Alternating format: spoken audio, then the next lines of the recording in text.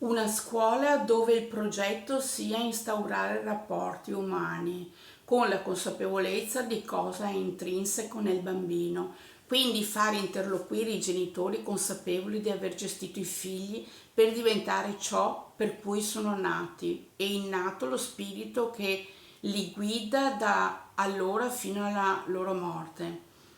Ogni altro sistema programmato in modo diverso impone un cambiamento verso un modello che impoverisce chi che sia, che invece deve essere per preponderanza colui il quale si sviluppa a favore del bimbo.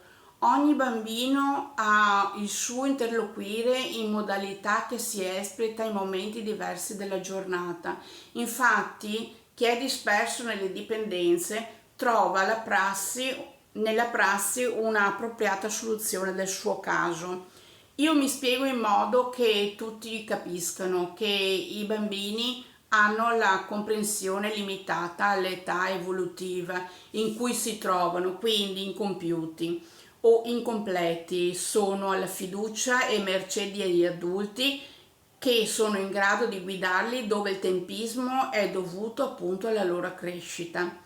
Saper valutare in che e dove si trova un bambino in età dello sviluppo è fondamentale in quale modo si specifichi la sua incrementazione alla partecipazione degli adulti. Grande è colui il quale sa appartenere ad un aspetto non considerato ma deriso per via della sua originalità e della sua genialità.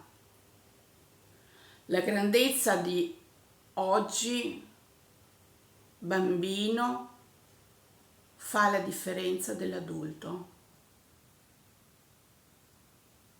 Si può dire anche che la grandezza di ogni bambino fa la differenza di un adulto. Sofia Trevisan.